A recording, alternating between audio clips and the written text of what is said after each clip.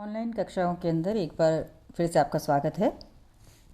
आज हम 6ठी शताब्दी ईसा पूर्व की धार्मिक नवजागृति या फिर जैन धर्म और बौद्ध धर्म के उदय के कारणों के ऊपर प्रकाश डालेंगे। आपकी तृतीय वर्ष कला के अंदर इस टॉपिक के अंदर दो तरह से प्रश्न पूछे जाते हैं। एक तो ये प्रश्न पूछा जा सकता है कि 6ठी शताब्दी ईसा पूर्व की धार्मिक नवजागृति या बौद्धिक क्रांति के कारणों के ऊपर प्रकाश डालिए, या फिर दूसरा पूछा जा सकता है कि जैन धर्म और बौद्ध धर्म के उदय के क्या कारण थे। तो आइए हम इन कारणों के ऊपर प्रकाश डालते हैं। ये वाला जो वीडियो है, इस विषय के ऊपर मैं 2 वीडियो बनाने जा रही हूँ इसके कारणों के ऊपर। आज का जो वीडियो है उसके अंदर हम जैन धर्म के और बौद्ध धर्म के उदय के जो धार्मिक पृष्ठभूमि हैं उसके ऊपर अध्ययन करेंगे, और अन्य कारणों के ऊपर मैं जो सेकंड वीडियो है आपका उसके अंदर उन अन्य कारणों को हम लोग लेंगे। तो आइए हम इसकी जो धार्मिक पृष्ठभूमि है उसको देखते हैं। सबसे पहले तो हम ये देखते हैं कि ये जो 6ठी शताब्दी ईसा पूर्व का समय था वो न सिर्फ भारत बल्कि विश्व के इतिहास के अंदर भी बौद्धिक हलचलों से भरा हुआ था, क्योंकि इसी काल के अंदर ईरान के अंदर जरथुस्त्र, चीन के अंदर कन्फ्यूशियस और यूनान के अंदर पाइथागोरस जैसे चिंतक और धार्मिक सुधारक हुए थे।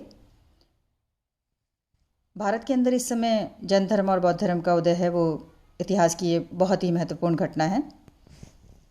और यहाँ पर हम देखते हैं कि वैदिक सभ्यता है वो इस समय तक काल का अपना एक चक्र है वो पूरा कर चुकी थी, और इस समय समाज के ढांचे के अंदर कई सारे जो विकार हैं वो स्पष्ट दिखाई पड़ने लग गए थे।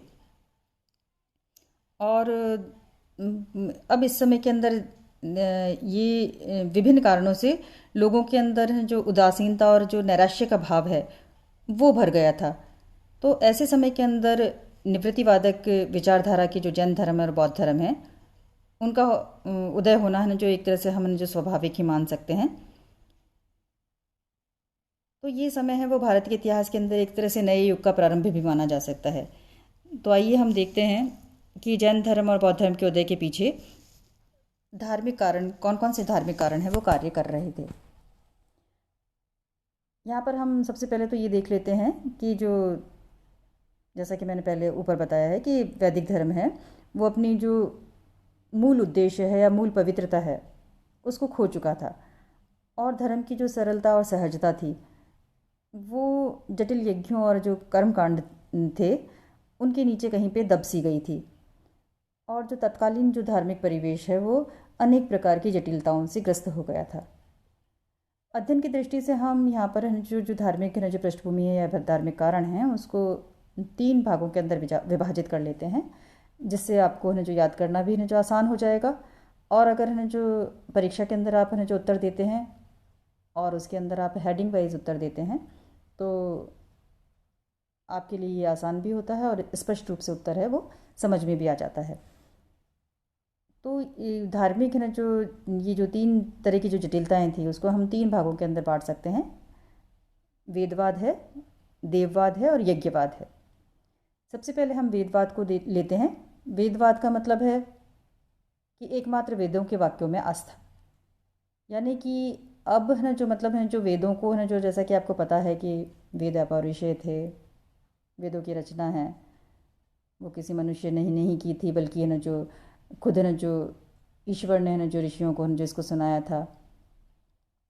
और इस तरह से जो वेद हैं वो संदेह से रहित हैं और निर्विवाद हैं, और वेद हैं वो अंतिम प्रमाण हैं। तो इस प्रकार को ये वाले तथ्य को है ना जो मतलब है ना जो सभी मनुष्यों को है ना जो मतलब स्वीकार करने के लिए दुराग्रह करना, तो ये एक ना जो एक तरह से कह सकते हैं कि एक अंधविश्वास तो नहीं कहना चाहिए बल्कि ना जो एक अंधश्रद्धा है उसका एक रूप था, जिसके अंदर जो स्वविवेक है और है ना जो बौद्धिक है ना जो खोज की प्रक्रिया है या बौद्धिक अन्वेषण की प्रक्रिया है वो कहीं पर बाधित हो रही थी।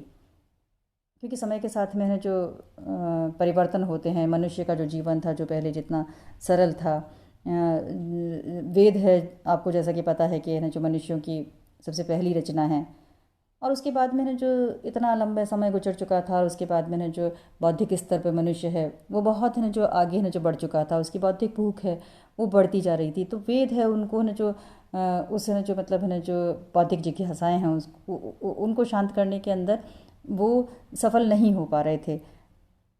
अब ऐसा भी नहीं है कि ना जो मतलब है ना जो छठी शताब्दी ईसा पूर्व के अंदर ही वेदों की है ना जो मतलब आलोचना है जो प्रथम बार हो रही थी। इस वेदवाद की आलोचना करते हुए छांदोग्य उपनिषद के अंदर नारद एक स्थल पर कहते भी हैं कि भगवान, मैं ऋग्वेद, यजुर्वेद, सामवेद और अथर्ववेद को जानता हूँ, किंतु यह सब जानकर भी हे भगवान, मैं केवल मंत्रों को जानने वाला हूँ, आत्मा को जानने वाला नहीं हूँ। तो यहाँ पर हम देख सकते हैं कि अब है ना जो मतलब वेद हैं वो मनुष्य की अपेक्षाओं के ऊपर इतना है ना जो खरे नहीं उतर रहे थे। अब उनको और भी है ना जो मतलब है ना जो बौद्धिक है ना जो भूख है उसको शांत करने के लिए और अन्वेषण की ज़रूरत थी, और जैन धर्म और बौद्ध धर्म है वो नए विचारों को लेकर सामने आए। दूसरा जो कारण है हम उसके ऊपर देखते हैं वो है देववाद। देववाद का मतलब है कि देवताओं की सर्वोच्चता, मनुष्य का देवताओं के ऊपर पूरी तरह से निर्भर होना। अब देखिए ना जो इस विश्व के रचयिता के रूप के अंदर किसी न जो शक्ति की न जो कल्पना करना या इसके पीछे कोई न जो एक कारण है वो कार्य कर रहा है, इसके अंदर कोई संदेह नहीं है। उसके ऊपर कभी न जो समय मिला तो हम लोग अवश्य चर्चा करेंगे। लेकिन जो देवता हैं वो न जो एक तरह से कह सकते हैं कि मनुष्य की कल्पनाओं की ही उपज हैं, क्योंकि जो मनुष्य की कल्पना के अंदर आ जाए वो कैसा ईश्वर। तो यहाँ पर जो है ना जो देवता हैं, इसीलिए देवता क्या होते हैं कि भारत के देवता अलग होंगे, दूसरे है ना जो मतलब धर्म हैं या दूसरे हैं जो मतलब कह सकते हैं देश हैं उनके देवता अलग होते हैं। अगर सारी ही सृष्टि का ना जो निर्माण है वो एक ही प्रकार के देवताओं ने किया है तो फिर बाद में ये ना जो भिन्नता क्यों। तो यहाँ पर है ना जो शुरुआत के अंदर प्रकृति की एक तरह से जिज्ञासाओं के साथ में ना जो जब मनुष्य था उसने प्रकृति का मानवीकरण करके देवताओं को है जो जन्म दिया था। और ये जो है जो प्रकृति थी वो मनुष्य की मित्र थी। लेकिन धीरे धीरे क्या हुआ कि धीरे धीरे ना जो जो पुरोहित वर्ग था उसने अपने निजी स्वार्थ के कारण देवताओं को न जो इस तरह से न जो प्रतिष्ठित कर दिया और न जो आम जनता को उससे न जो काट दिया, उनके बीच के संपर्क को न जो समाप्त कर दिया। और जो अब मनुष्य है वो अपने आप को न जो देवताओं का न जो कृपा पात्र मानने लगा, उनकी न जो दया के ऊपर न जो निर्भर हो गया। तो इस तरह से जो ये था वो न जो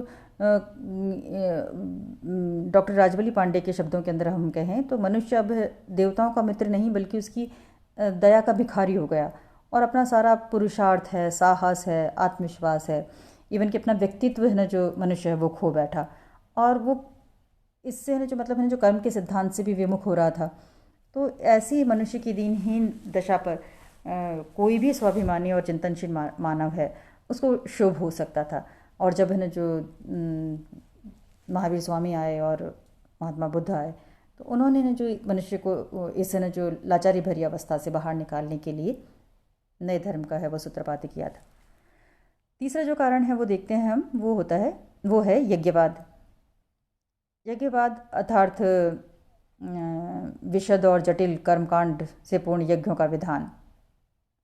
तो जिसने ने जो धर्म को क्या बना दिया था, एक बहुत ही अत्यधिक आडंबरपूर्ण और दिखावे की वस्तु, जिसके अंदर अत्यधिक खर्चीले और जो अभिजात वर्ग होते हैं, जो अमीर वर्ग है, उसकी ही संपत्ति बना दिया था। और जो आम जो जनता है वो जो यज्ञ हैं उनसे बहुत दूर हो गई थी, उनके लिए वो अलभ्य वस्तु बना दिया था। जबकि हम ऋग्वेदिक काल के अंदर देखते हैं कि यज्ञ बहुत ही सरल होते थे और प्रत्येक व्यक्ति स्वयं यज्ञ कर सकता था। यहाँ तक कि जो प्रत्येक जो आर्य का जो प्रमुख कर्तव्य है वो यज्ञ करना होता था या हवन करना होता था। प्रातःकाल वो जो सबसे पहले यज्ञ ही करता था। उसमें न जटिलता थी, ना ही हिंसा थी, ना ही ये तमाम तरह के जो पुरोहित हैं उनकी आवश्यकता थी। लेकिन उत्तर वैदिक कालीन तक है जो आते आते यज्ञवाद को और कर्मकांड ने जो जनसामान्य को के लिए जो धर्म है उसको एक जो भ्रांत और जो कठिन सी और अलभ्य सी वस्तु बना दिया था।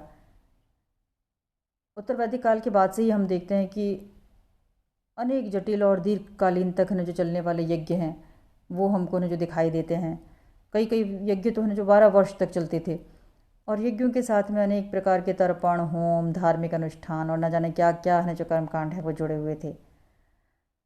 अब इन्हें जो इस तरह के जो अब इतने सालों तक है जो यज्ञ चलेंगे, तो कोई एक आदि है ना जो पुरोहित हैं उनके तो बस की बात रहेगी नहीं। तो इन यज्ञों के विधिवत संपादन की आवश्यकता ने एक शक्तिशाली पुरोहित वर्ग को जन्म दिया, और ये पुरोहित वर्ग था उसने ना जो अपने निजी स्वार्थों के लिए धर्म को ना जो आम जनता से ना जो बिल्कुल है जो उसको उससे पृथक कर दिया और धर्म की व्याख्या करने का अधिकार स्वयं ही ले लिया। इसी तरह से क्या था कि ना जो यज्ञ थे उनके अंदर पशुओं की बलि भी दी जाती थी, और इस प्रकार से ये ना जो यज्ञ हैं वो पशु हिंसा और पशु संपदा के विनाश के माध्यम भी बन गए थे। तो यहाँ पर है ना जो जो चिंतनशील मनीषी थे उन्होंने कर्मकांड की जटिलता और है ना जो यज्ञों की यांत्रिकता है उसका बहुत विरोध किया, और उसके स्थान पर है ना जो आत्मज्ञान और मन की शुद्धि को अधिक महत्व दिया। जैसा कि मुंडक उपनिषद के अंदर हम देखते हैं कि यज्ञ को टूटी हुई नौकाओं के समान और उसकी जो कर्मकांड थे उनको निरर्थक माना गया है।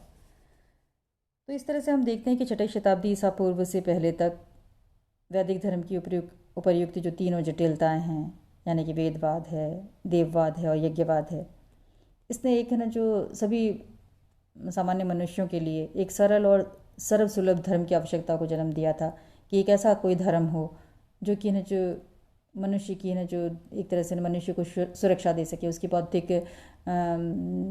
भूख को शांत कर सके, उसको परलोक है ना जो उसके जो वाली विचारधारा है उसके अंदर उसको न जो शांति दे सके। तो इसी धार्मिक पृष्ठभूमि के अंदर बौद्ध धर्म और जैन धर्म है उसका उदय हुआ था।